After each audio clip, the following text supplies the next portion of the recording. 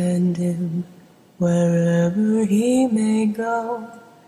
From Tower Hill to Blackwall, I'll wander, weep and moan, all for my jolly sailor, until he sails home.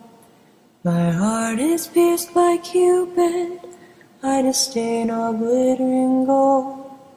There is nothing can console me but my jolly sailor bold. My father is a merchant, the truth I now will tell, and in great London city in opulence doth dwell. His fortune doth exceed 300,000 gold, and he frowns upon his daughter, who loves a sailor bold. A fig for his riches, his merchandise and gold. True love has grafted my heart, give me my sailor bold. My heart is pierced by Cupid, I disdain all glittering gold. There is nothing can console me but my jolly sailor bold. Should he return in poverty from o'er the ocean far, to my tender bosom I'll press my jolly tar. My sailor is as smiling as the pleasant month of May, and often we have wandered through Radcliffe Highway. Many a pretty blooming young girl we did behold, reclining on the bosom of her jolly sailor bold. My heart is pierced by Cupid, I disdain all glittering gold. There is nothing can console me but my jolly sailor bold. My name it is Maria, a merchant's daughter fair, and I have left my parents and 3,000 pounds a year. Come all you pretty fair maids, whoever you may be, who love a jolly sailor that plows the raging sea, while up aloft in storm from years' absence mourn, and firmly pray arrive the day he's never more to roam.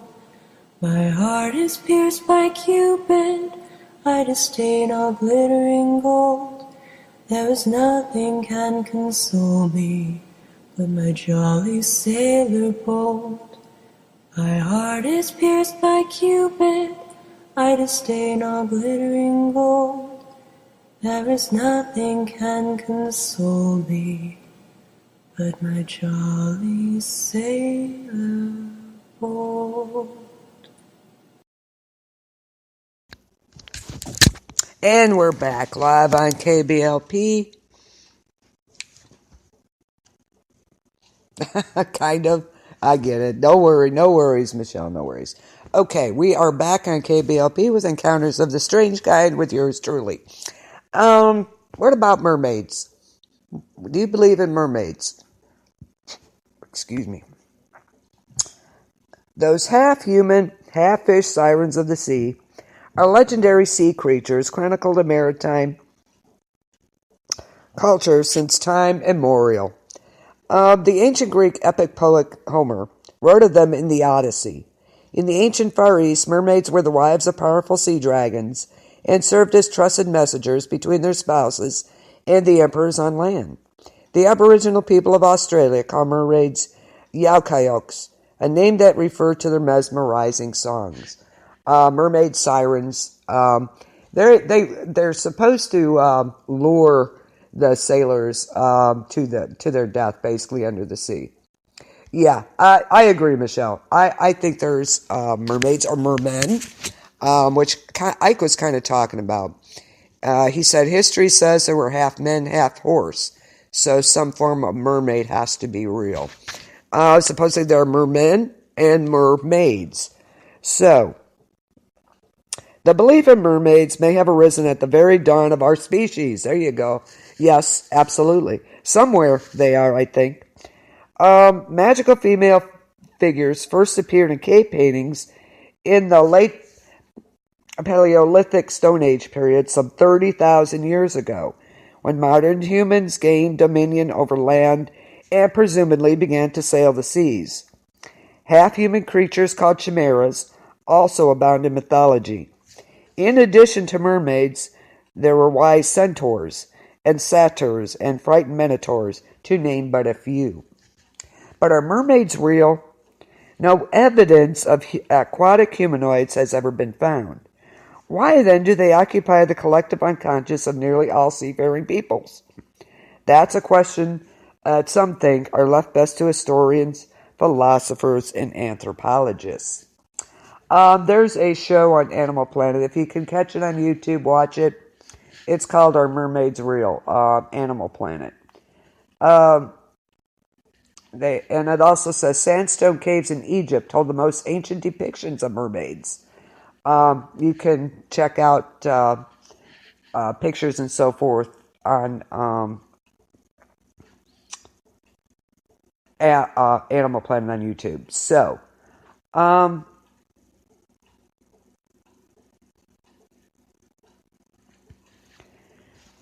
our sweat and tears are really... Very true. Very true. They also, another part of that goes with how they throw babies into the water because they naturally come up and start swimming. I have seen that. I've always thought, oh my God, what are you doing? But it is true. I mean, I've seen it. Have you seen that where they just throw the babies into the water and they just come up? Swimming. So a mermaid is a legendary aquatic creature with the head and upper body of a female and a tail of a fish. Mermaids appear in folklore of many cultures worldwide. The first stories appeared in ancient Assyria, in which the goddess Atargatis transformed herself into a mermaid out of shame for accidentally killing her human lover. Mermaids are sometimes associated with perilous events such as floods, storms, shipwrecks, and drownings. Mermaids are supposedly, they'll the sailors and such hear their song, and they call them sirens, Song of the Sirens, and lure them to their death. Basically, they follow the song or whatever and end up shipwrecked, and then they take them down with them. Mermaids are sometimes associated with like I said, shipwrecks and drownings and other folk traditions. They can be benevolent or beneficent, bestowing boons or falling in love with humans. Ariel! No. I'm going to break into song Under the Sea in a minute. The male equivalent of the mermaid, of course, is the merman, also a familiar figure in folklore and heraldry. The traditions about and sightings of mermen are less common than those of mermaids. They are generally assumed to coexist with their female counterparts. Some of the attributes of mermaids may have been influenced by the sirens of Greek mythology. Yes, they can do both. But mostly they're, lure men, to their death and eat them, basically, I guess. They take them under the sea with them. But yes, they have been known to save lives. People are drowning and they can't figure out how they got to shore, but they were alive. They attribute that to the mermaids. Historical accounts of mermaids, such as those, were actually reported by Christopher Columbus, people, during his exploration of the Caribbean. Of course, they think it may have been inspired by manatees. I don't think that manatee is even close to a mermaid. Come on, people. There is no evidence that mermaids exist outside folklore. Reports of mermaid sightings continue to the present day, including 21st century examples from Israel and Zimbabwe. They have been a popular subject of art and literature in recent centuries. Of course, we all know The Little Mermaid.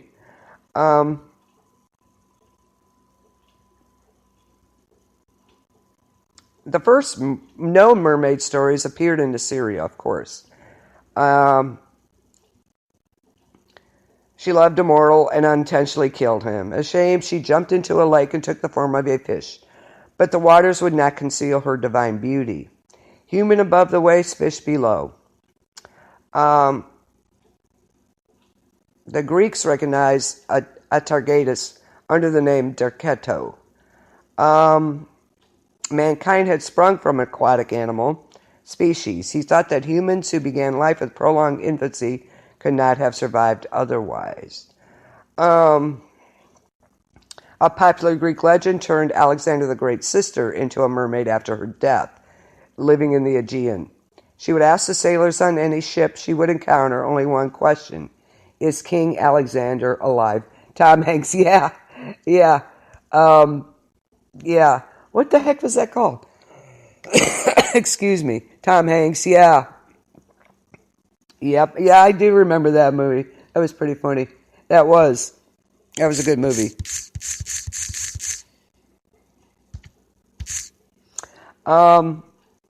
So she would encounter and ask a question: is King Alexander alive? To which the correct answer was, he lives and reigns and conquers the world. The answer would please her, and she would accordingly calm the waters and bid the ship farewell. Any other answer would enrage her, and she would stir up a terrible storm, dooming the ship and every sailor. Probably.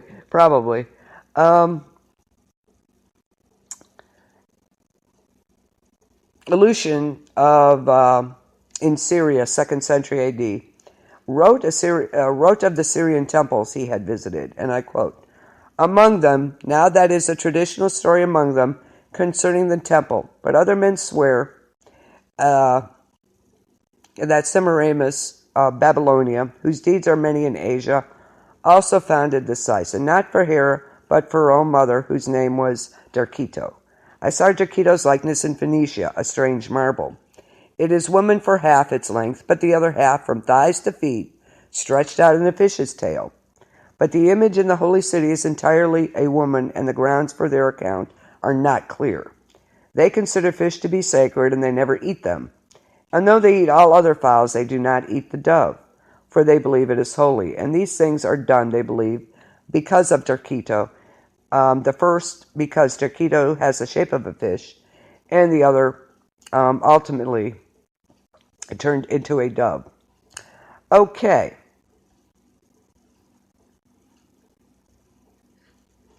The 1001 Nights collection includes several tales featuring sea people.